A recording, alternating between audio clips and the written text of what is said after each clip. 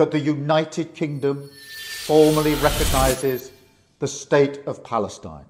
ফিলিস্তিনকে স্বাধীন রাষ্ট্র হিসেবে স্বীকৃতি দিয়েছে তিনটি পশ্চিমা শক্তিধর দেশ, কানাডা, অস্ট্রেলিয়া এবং যুক্তরাজ্য। প্রথমে এই ঘোষণা আসে কানাডার পক্ষ থেকে। প্রধানমন্ত্রী মার্ক কার্নি বলেন, কানাডা ফিলিস্তিন রাষ্ট্রকে স্বীকৃতি দিচ্ছে।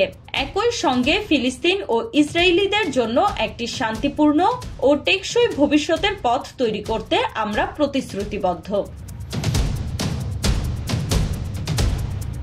এরপর অস্ট্রেলিয়া তাদের অবস্থান জানায় এবং সর্বশেষ যুক্তরাজ্যের প্রধানমন্ত্রী কিয়ার স্টারমারের নেতৃত্বে ঐতিহাসিক ঘোষণা দেয়। স্টারমার বলেন, শান্তি এবং দ্বিরাষ্ট্র সমাধান পুনরুজ্জীবিত করতেই যুক্তরাজ্য আজ ফিলিস্তিনকে আনুষ্ঠানিকভাবে একটি স্বাধীন রাষ্ট্র হিসেবে স্বীকৃতি দিচ্ছে। এটি শুধু ন্যায়ের প্রশ্ন নয়, বরং আঞ্চলিক স্থিতিশীলতার জন্যও জরুরি। এই তিন দেশের সমন্বিত সিদ্ধান্ত বিশ্ব রাজনীতিতে নতুন মাত্রা যোগ করেছে।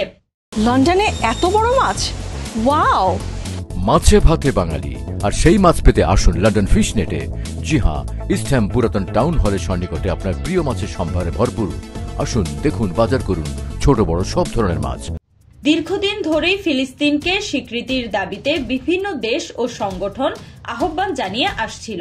তবে পশ্চিমা প্রধান মিত্রদের এই একযোগে স্বীকৃতি এক ঐতিহাসিক মুহূর্ত হিসেবে দেখা হচ্ছে। বিশ্লেষকরা বলছেন, গাজায় চলমান সংকট এবং ইসরায়েলি আগ্রাসনের প্রেক্ষাপটে এই স্বীকৃতি কূটনৈতিক চাপ বৃদ্ধির একটি বার্তা হতে পারে।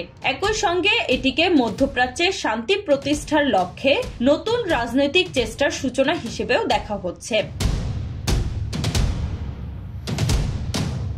এখন পর্যন্ত ইউরোপ, লাতিন আমেরিকা ও এশিয়ার 138টিরও বেশি দেশ ফিলিস্তিনকে রাষ্ট্র হিসেবে স্বীকৃতি দিয়েছে। তবে প্রথমবারের মতো একসঙ্গে তিনটি বড় পশ্চিমা দেশ এই সিদ্ধান্ত নেয়, এটি একটি নজিরবিহীন কূটনৈতিক অগ্রগতি।